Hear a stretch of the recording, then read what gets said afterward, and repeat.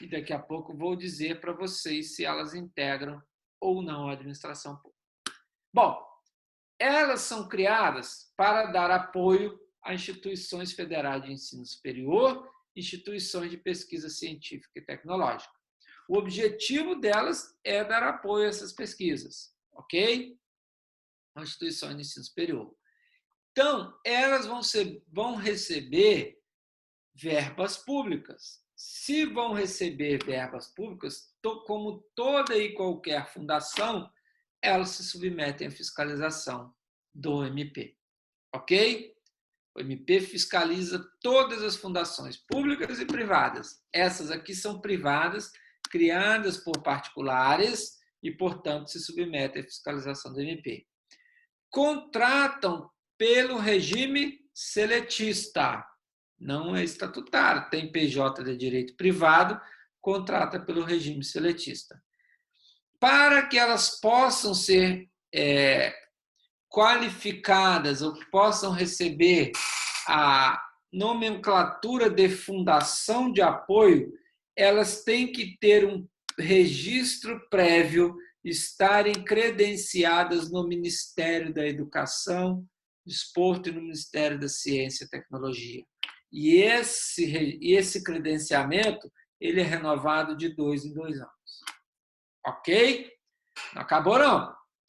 Essas fundações de apoio, elas podem ser contratadas pela Instituição Federal de Ensino Superior e de Pesquisa Científica e Tecnológica com dispensa de licitação. Artigo 24, inciso 23 da Lei 8666. Então, preste atenção aqui comigo. Vou citar alguns exemplos para você, que você possa entender isso aqui comigo.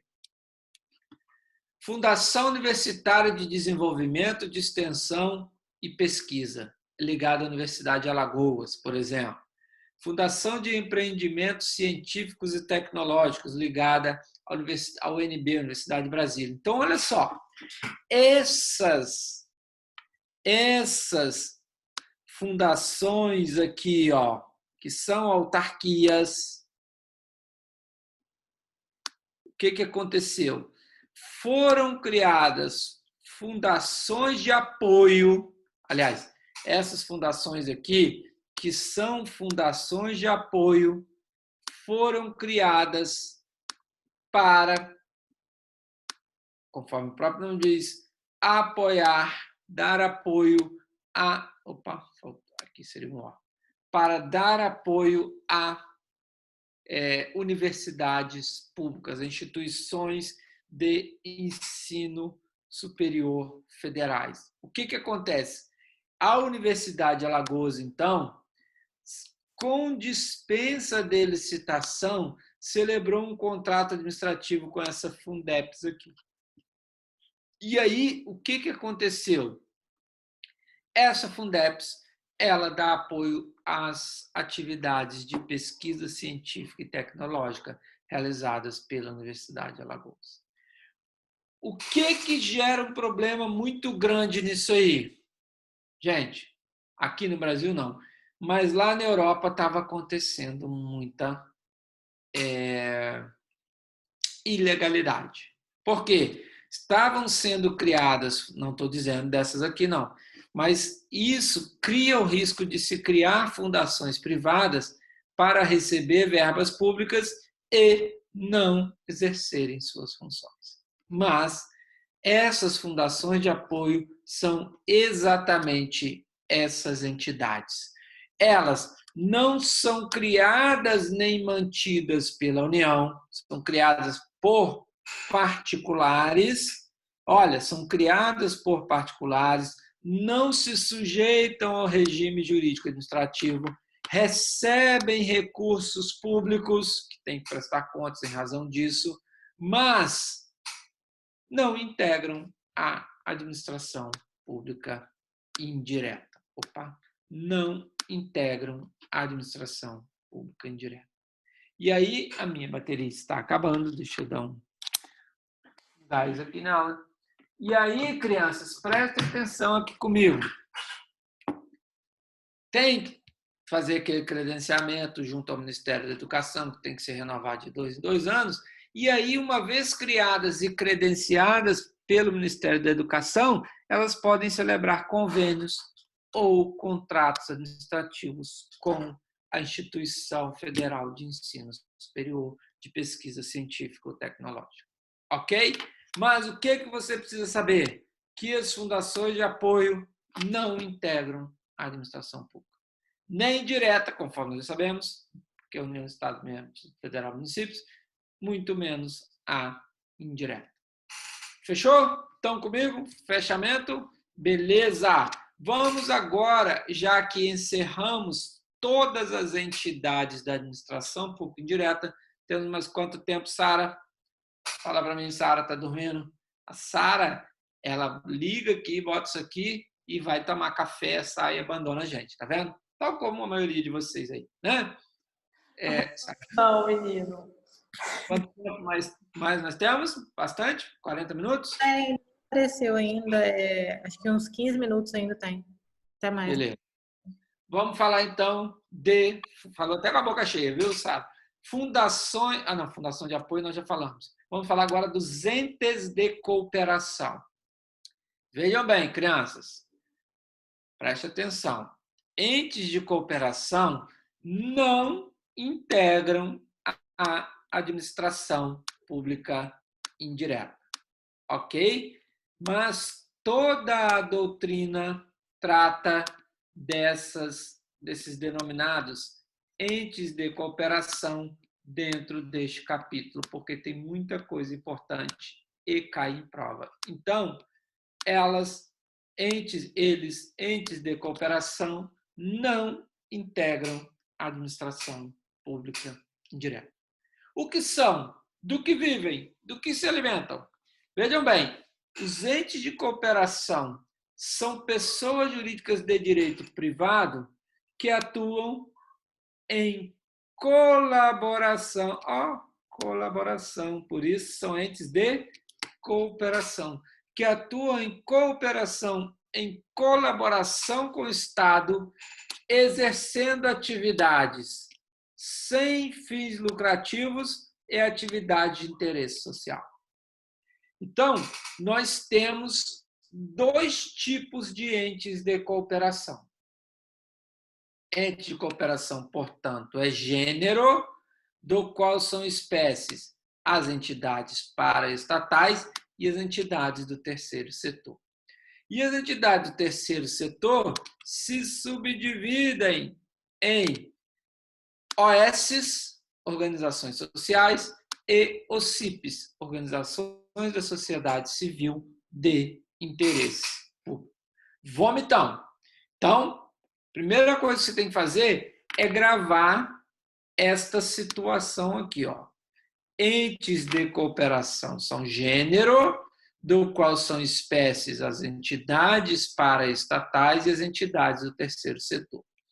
As entidades do terceiro setor se subdividem em organizações sociais e organizações da sociedade civil de interesse público.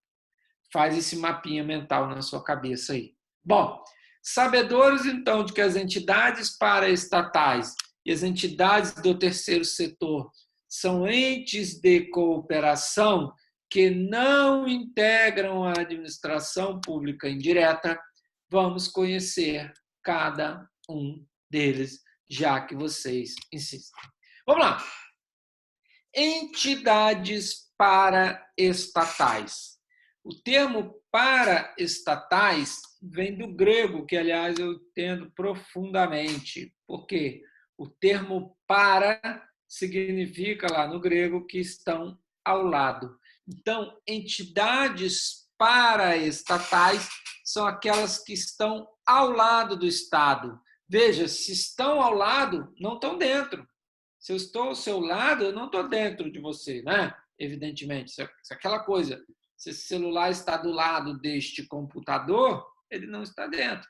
Então, o que a entidade paraestatal faz? Ela atua ao lado do Estado. exercendo atividades de cooperação. Então, olha só, vamos lá, vamos entender isso aqui.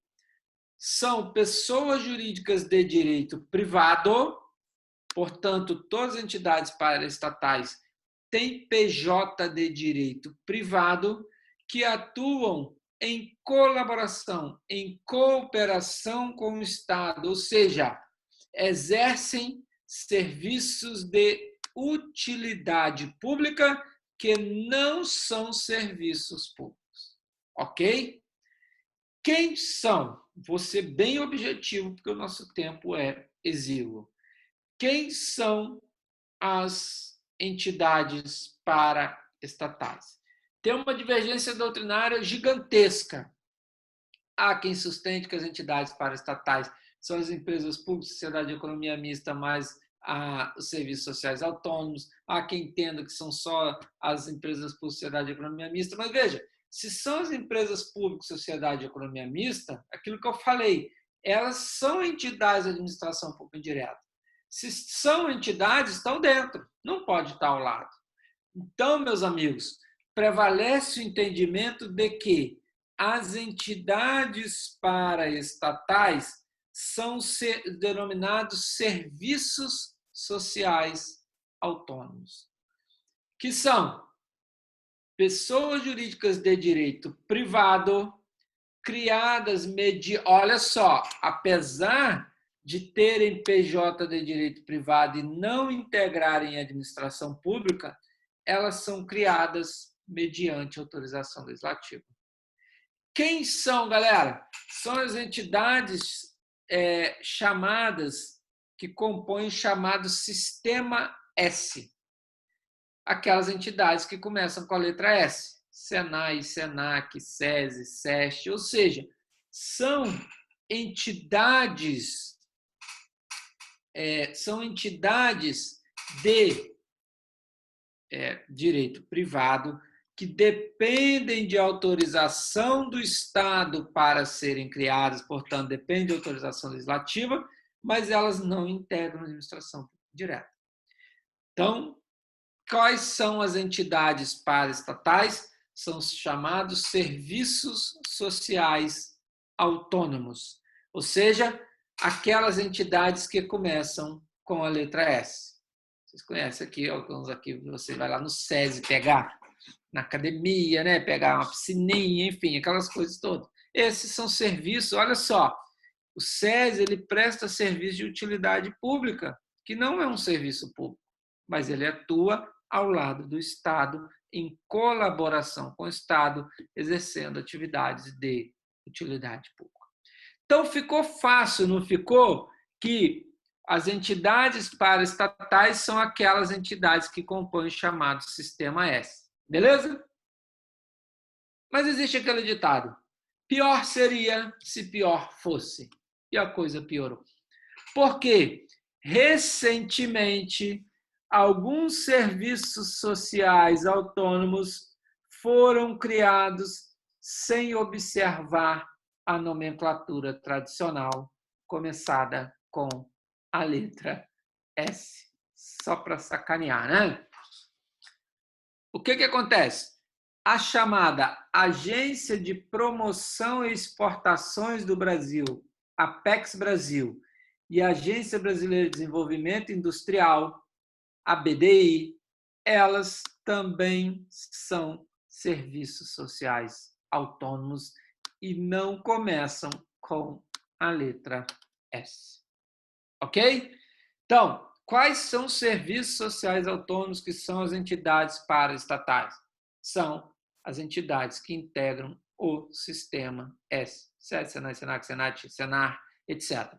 Porém, recentemente, algumas agências sociais, ou seja, são considerados serviços sociais autônomos, mas que não têm a sua inicial. Não podia ser aqui, gente, Sagência de Promoção, né? Sagência brasileira. Não, mas colocaram só para derrubar o candidato, que não mais somente temos iniciadas com a letra S.